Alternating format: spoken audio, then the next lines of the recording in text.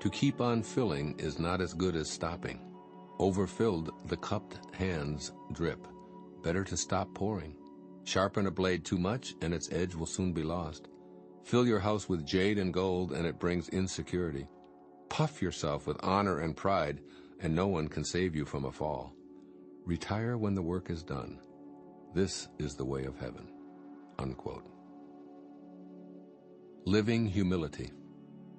As the eternal Tao is in a continuous state of creating, it knows precisely when enough is enough. Deep within ourselves, we sense that this organizing principle of unconditional supply knows when to stop, so we don't need to question the qualities that the Tao brings forth. The creative source is beautifully balanced in the principle of humility, elucidated in this 9th verse of the Tao Te Ching. The Tao has the capability to generate everything in amounts that would stupefy an observer, yet its gentle humility seems to know when there are enough trees, flowers and bees and hippos and every other living thing. Excess is eschewed by the Tao. It doesn't need to show off its unlimited capacity for creating. It knows exactly when to stop. This verse invites us to be in spiritual rapport with this profound characteristic of the Tao.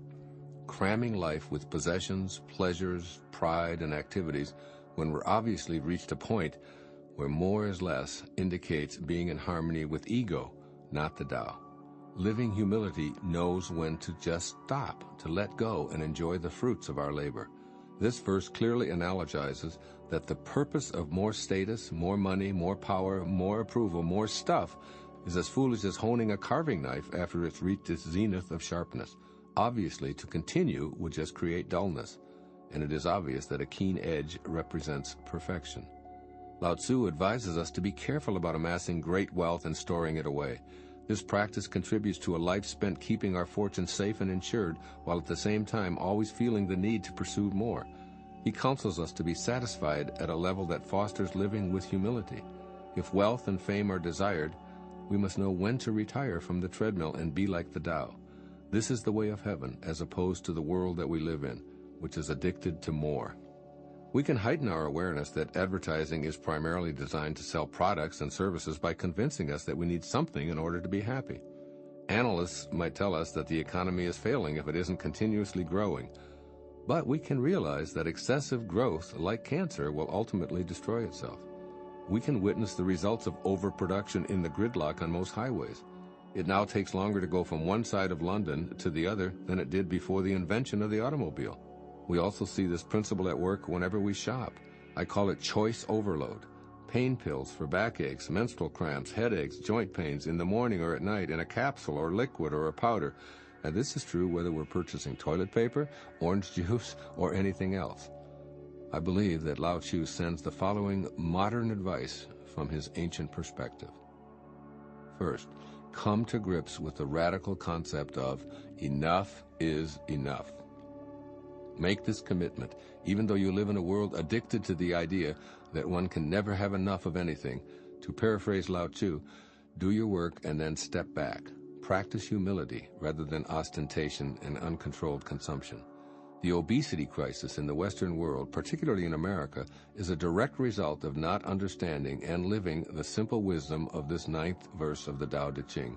Eat, but stop when you're full. To continue stuffing food into a satiated body is to be trapped into believing that more of something is the cause of your happiness. And this is true of overly filling yourself with any artificial symbol of success. Think instead of the infinite wisdom of the Tao, which says, to keep on filling is not as good as stopping. Enough is not only enough, it is in alignment with the perfection of the eternal Tao. And secondly, seek the joy in your activities rather than focusing on ego's agenda. Ego wants you to gather more and more rewards for your actions. If you're in a state of loving appreciation in each of your present moments, you're letting go of the absurd idea that you're here to accumulate rewards and merit badges for your efforts. Seek the pleasure in what you're doing rather than how it might ultimately benefit you. Begin to trust in that infinite wisdom that birthed you into this material world.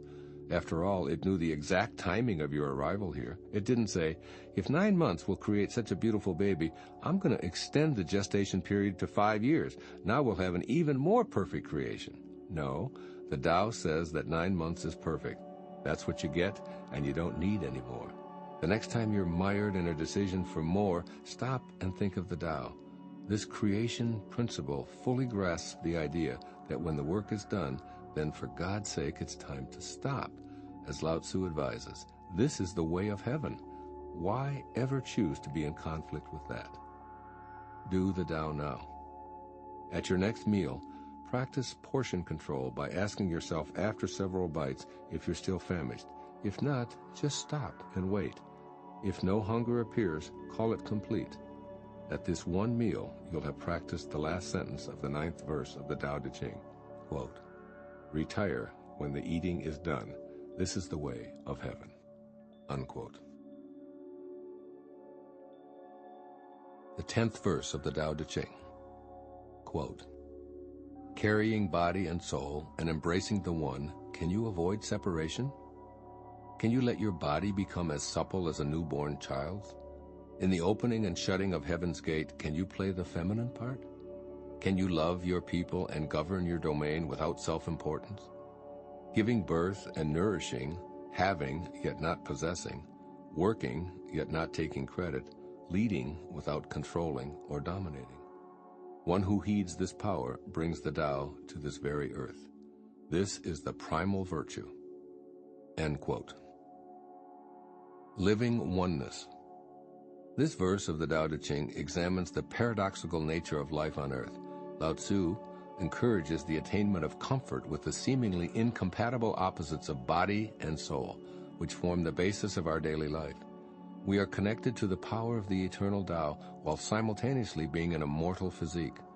As we take on this seemingly ambiguous stance, we begin to see the world revealed as flawless. Everything that seems to be absolute is an opportunity to recognize its paradoxical reality. This teaching takes the form of a series of questions. Can an adult body, with all of the conditions inherent in the aging process, such as stiffness, soreness, limitations caused by aching joints and so on, can it be as supple as a newborn's?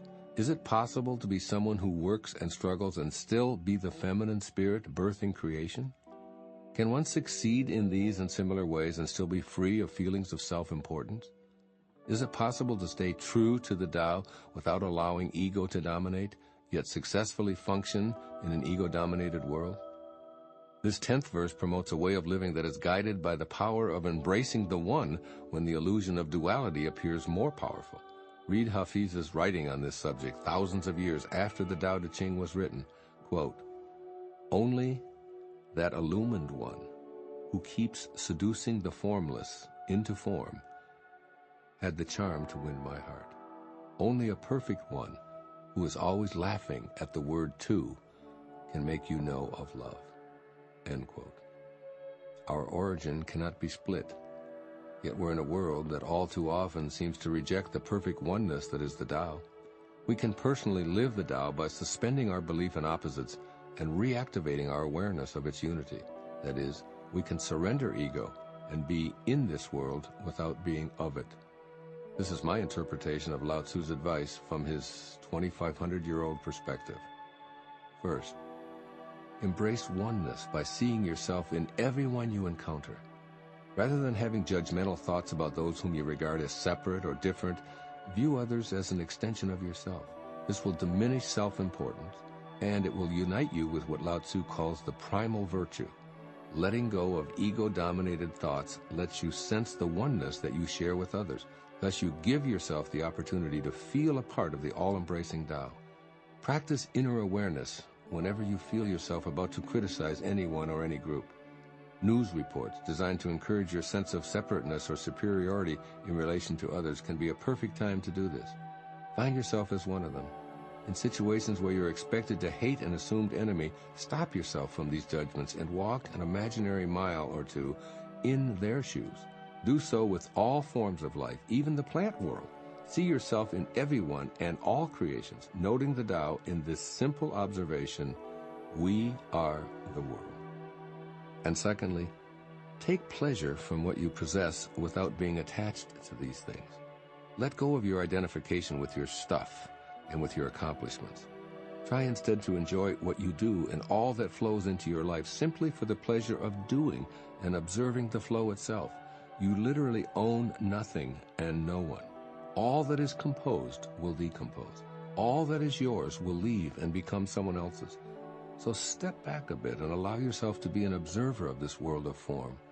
Becoming a detached witness will put you into a state of bliss while loosening your tight grip on all of your possessions. It is in this releasing process that you'll gain the freedom to live out what the Tao is always teaching by example. Do the Tao now. Today, practice seeing oneness where you've previously seen two-ness or separation. Feel the invisible energy that beats your heart, and then notice it beating the heart of every living creature all at once. Now feel the invisible energy that allows you to think, and sense it doing the same for every being currently alive. Contemplate these words from the Gospel of Thomas. His disciples said to him, "When will the kingdom come?" And Jesus said, "It will not come by looking outward. It will not say, 'Behold this side,' or 'Behold that one.' Rather, the kingdom of the Father is spread out upon the earth, and men do not see it. Today, know that practicing oneness thinking will help you see that kingdom." Thank you for staying with us until the end. If you're ready to unlock your true potential, we have a special opportunity. The Billionaire Brainwave program is designed to tap into the deepest layers of your mind to manifest wealth and success. It's a game changer for those ready to elevate their life. Click the link below to access it now and begin your journey to abundance. Keep growing, keep manifesting, and stay blessed.